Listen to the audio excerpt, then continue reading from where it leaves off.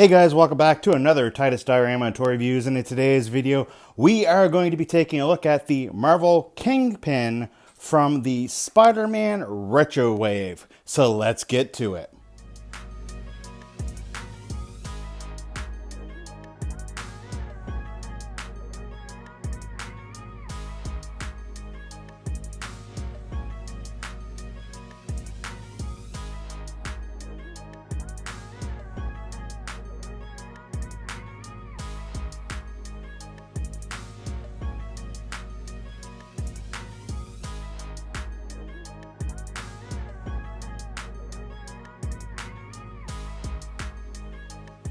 So guys, as you can see, Kingpin comes in that clamshell retro / vintage packaging that we've come to see Hasbro use in the last few years for their vintage line. And I really do love how it mirrors those packagings from the figures from yesteryear.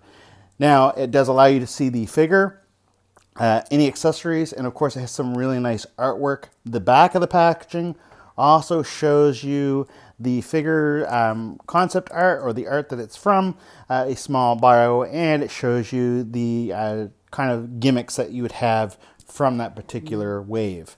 Now in this case you can see there's other collectibles that you can get, or other action figures you get with this wave, and really I do think that Kingpin is probably the quote-unquote Build-A-Figure for this wave.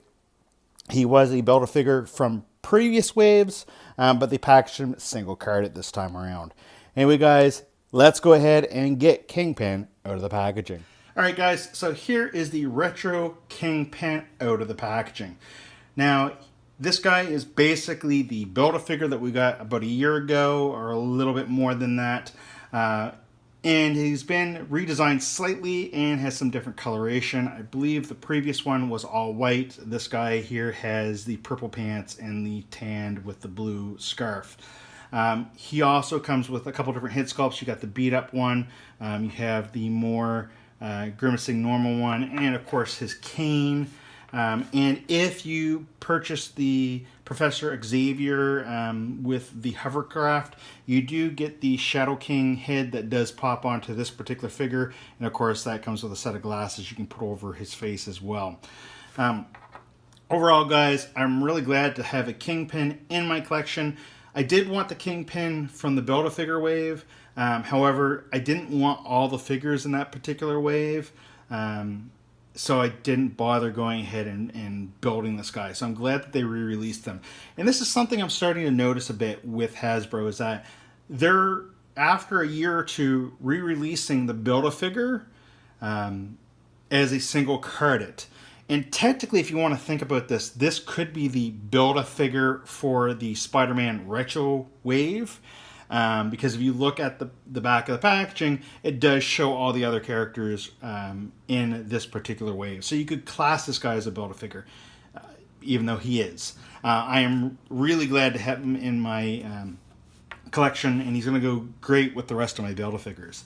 Now, of course, for the articulation, he can look down this far. He can look up only a little bit. He doesn't have a heck of a lot of range there. Of course, he can look back and forth, and he does have ever so slightly head tilted chair, so you can get a little bit out of that. His shoulders can do a full 360. They can go out, they can come in. There's no upper thigh, or upper bicep, I should say.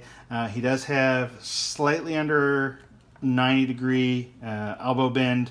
And it does rotate at the elbow as well. The hands rotate back and forth, and they do pivot in and out.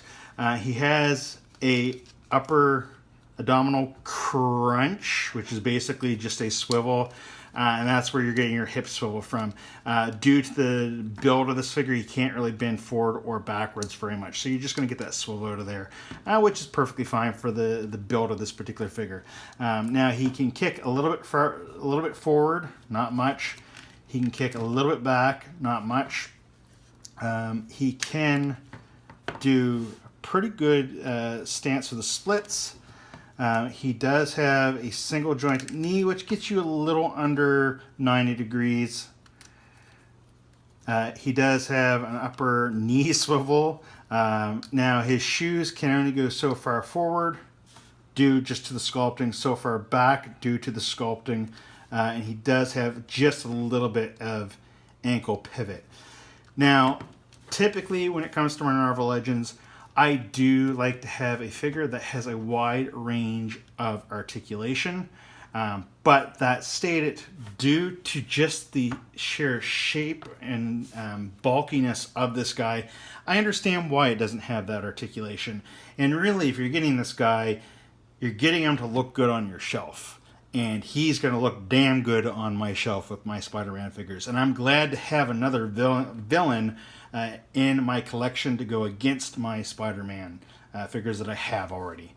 Now, if you liked this video, please make sure you go ahead and click that like button. If you're not already subscribed, click on the subscription button and also click on that bell notification so you can get updated with any new content that I come out with.